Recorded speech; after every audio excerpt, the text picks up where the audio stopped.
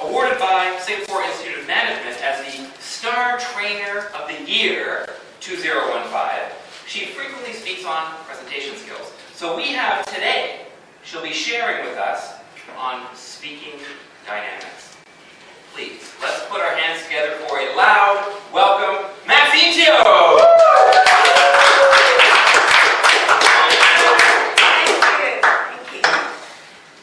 There can be miracles when you believe. No hope is frail, it's hard to kill. Who knows what miracles you can achieve when you believe? Somehow you will. You will when you believe. We can all become professional speakers when you believe. Good afternoon, everyone. I am Maxine Teo. So please give yourself a big round of applause for being here. Thank you. On the topic of speaking dynamics, what I just did was one of the many ways to open up a keynote speech or a talk. Of course, we all have different talents, different preferences. But before we start, I also like to share with you my approach for this session. So in my slide over here, the ACE approach. What I use here is a methodology because we have about 1 hour together with me. And looking at all the different speakers, some of us share, some of us show, and some of us use a lot of slides and videos. For my approach is about learning through the ACE process. It's not in your book at the moment. You can make notes on the post-it notes. My son, he's 14 years old. I know, I still look quite young. Oh, thank you. Seriously, you have a boy. Yes, I do. He's tall, charming, handsome boy. His name is Cohen. Oh, your jaw dropped. Thank you. I give you a seat for that. Oh, I give you a gummy. It's like just now, over lunch break, he gets down 26. I love you guys. So my son, when he was a little boy, till now, he loves to play with guns. But not just any gun. He likes this brand called the Nerf guns, where the bullets are foam. I see some heads nodding. So when he was a little boy, you have to play with that. Little boy, those little hand pistols that he liked, they cost about $5.90 Singapore dollars. And as he grew older, he was about 6 or 7, the guns also grew more expensive.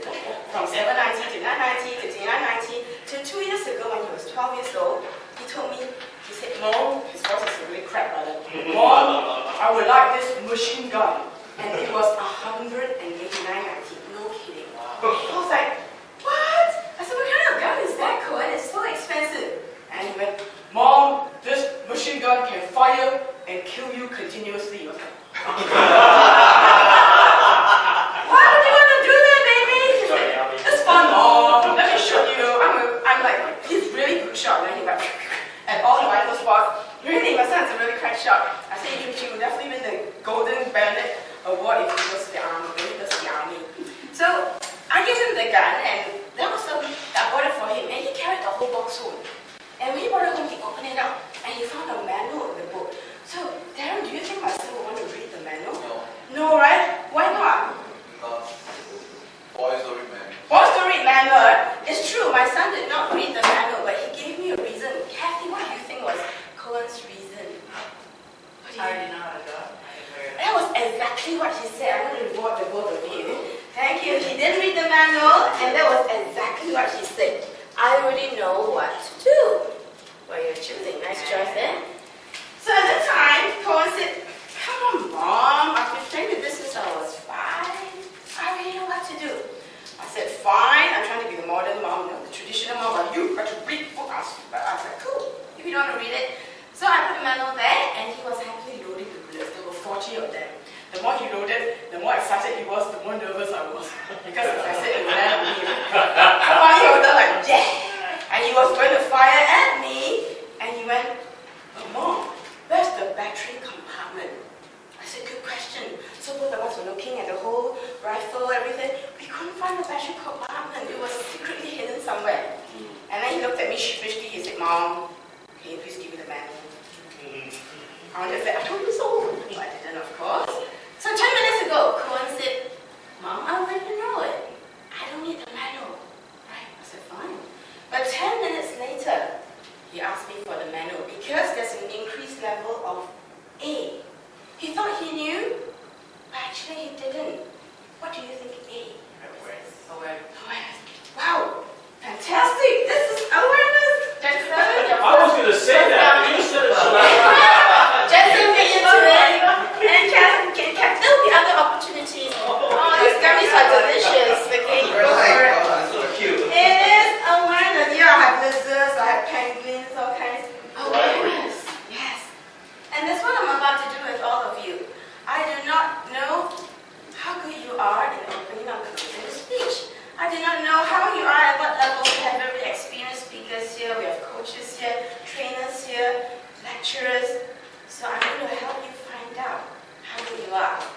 My approach is going to be a little bit different from all the speakers today. I'm going to let you use this platform to practice right away today. Would that be cool? I can see some people fainting. Just fainting with joy or with horror, I do not know. But if not now, Good. right? You, not you. Are you going to use it on your real audiences? We should do it again. Well, yes. So it is a choice, of course, challenge by choice. You're going to cry and cling onto your chair, I'm not going to force you. But once you are aware of what you are good at or what you're not so good at, then you will appreciate my C a little more, the concepts and the tools. I'm not just going to say, ladies and gentlemen, these are the speaking dynamics. Blah, do's and don'ts. You can read a book, right? We can go online. You don't need to come to a workshop to learn about speaking dynamics theory. It's about learning yourself, your blind spots. What are your strengths that you never knew? What are the weaknesses that you thought were your strengths? So concepts and tools will come only after your awareness. Would that be fair? Yes. Totally makes sense, right? And that's the E part, the exercise. So I gave my son the manual, and then he had to exercise it. He had to apply it, but it was hidden here, and that's where he discovered. So with that approach, I would like to share with you the overview of this short session. First one, we shall all know how to open our keynote or a talk with impact. Firstly, did my song impact them just now? Yes, nice. Thank you. Thank you. Very feminine, very strong, and beautiful. Ooh, okay. Are you trying to get another?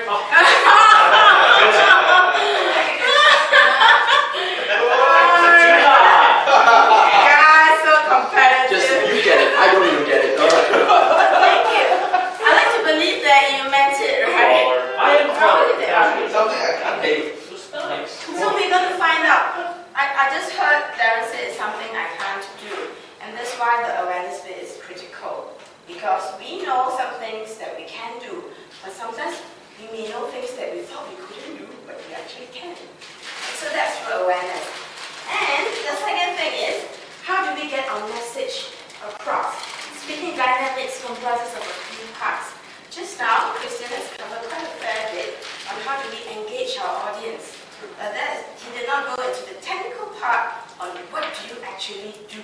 So I'm going to I'll shed some light to be a refresher for our experts and also something perhaps new for those of us who are new to the game. And finally, be equipped on certain tips, tricks, how do we close a keynote or a talk with impact. 3 simple points within this hour. Digestible? Yes. Very good. Cool. So Yes. we included a dummy there. Is like digestible? Digestible, yeah. Yes, can be eaten together with gummy. So at the beginning, just now, singing was one of the way. So in your teams right now, of course in your book, which I've identified the page number 110, there are 12 different ways on how you open a keynote. I'm not going to run through the list, it's self-explanatory, but what I would like you to do is in your teams to discuss what would you feel comfortable in using when you deliver your first speech. It can be just a short presentation to your bosses, a lunchtime talk for your financial advice. How will you stand in front of the audience on the platform? And coming around to inspect your standing position.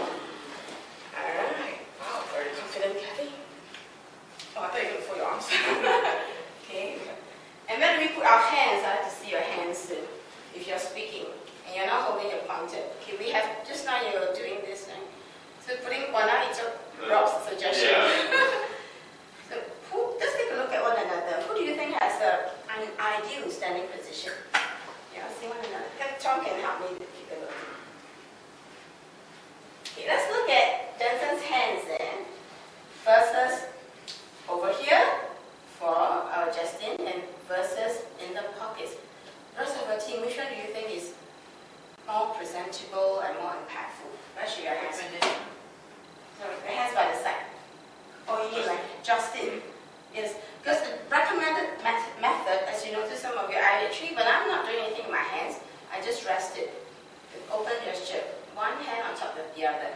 If you have a pointer, you can still rest it here.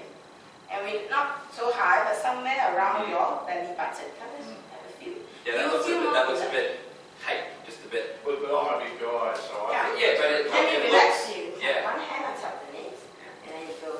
Shake it, shake it, Yeah, I don't find it relaxed at all. But that looks more relaxed. Sure, it's a recommendation. Yeah. Most importantly, you need to feel relaxed. How about Kathy? That looks more relaxed. How about her? What do y'all think? Because just a quick one, how you hold your hands, people make an association of like, what's your deal, right? So if there's kind of like this, people might be like, that's pretty casual, does this guy really know his stuff?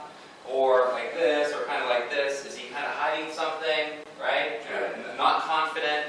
Up there, it may have felt comfortable, but it almost looks very like, I need to protect myself, right? That's a very closed. It looks a bit like that. And that was my impression just now. Oh, yeah? So I could tell that you were a bit nervous. Yeah, I can see that, right? Yes. But if you're just down a bit, and whether it's like this, sometimes I'll present like this, talk like this, here, there, whatever, but kind of hands here, but more open, down, loose, just kind of like this, Yeah. So, How about Kathy? Back to Kathy. Our only lady here in our movement. How should a lady stand? How does she look? Impactful? Okay, now she's feeling awkward. Stop. yeah. Some quick feedback?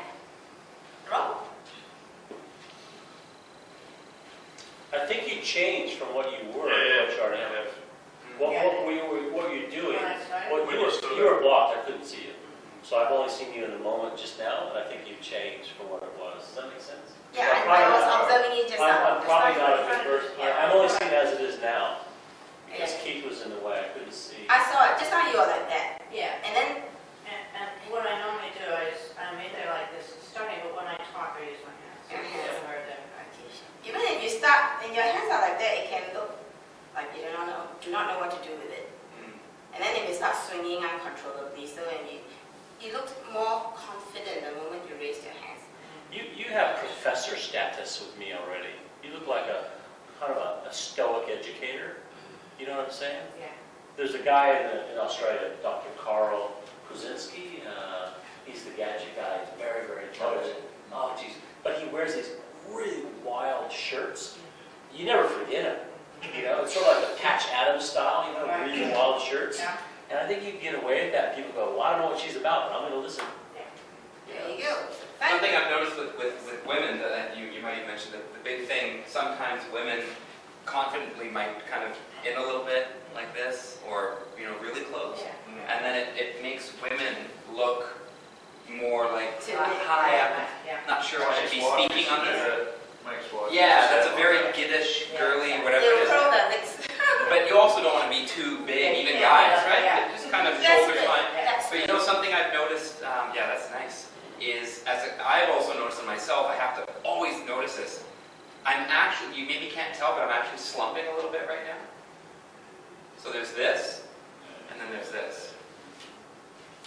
Right? So there's this, which is kind of like comfortable, and then there's this. I can actually feel my spine going up, and I actually feel like I've gained about 3 inches in height versus this. I don't know if you guys can see it. Yeah. I can totally feel it, right? Totally. Right? Thank you. So when I'm Thank on you stage, I all. try to do this, right? Just a bit more chest out. Yeah, you got some pack. Just a little bit. Thank you, everyone. Let's grab a seat. This one. Okay, this one, what do y'all think? I'll walk around. You got some flowers behind you. No,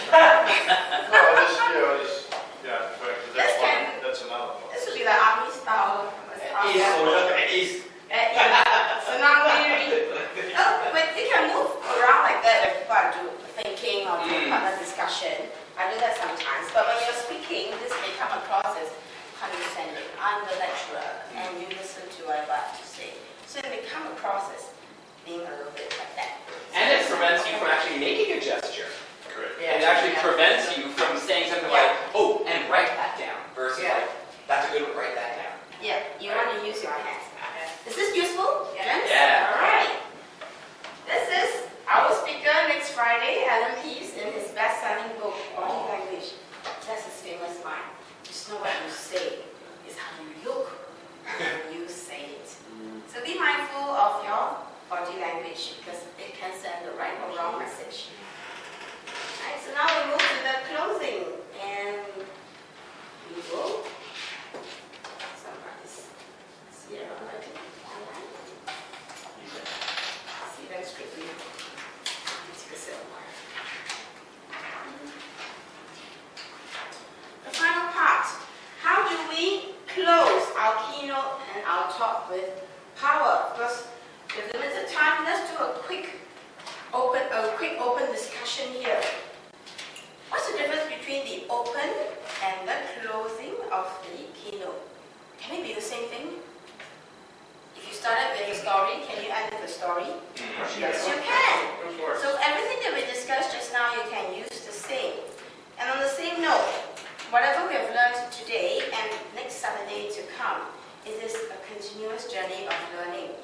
And some of you ask, why do I put in so much time together with Tom and some of our EXCO members? And Rob has been, he's such a well-paid speaker, and he's coming in here learning continuously. Because we know that APS, as Darren said, Asia Professional Speakers of Singapore, is one of the platforms where we all support and learn from one another. Like just now, I heard Jensen calling Justin fondly my learning buddy. Learning buddy. And on that note, I'd like to encourage everyone. This is the time where you find your learning buddies. We are privileged to have just the 6 of us because you guys were born, like honey and honey. You're born together, and we will continue this learning journey if we hold on together. If we hold on together, I know our dreams will never die. Dreams see us through to forever, where clouds roll by for you and I. Thank you.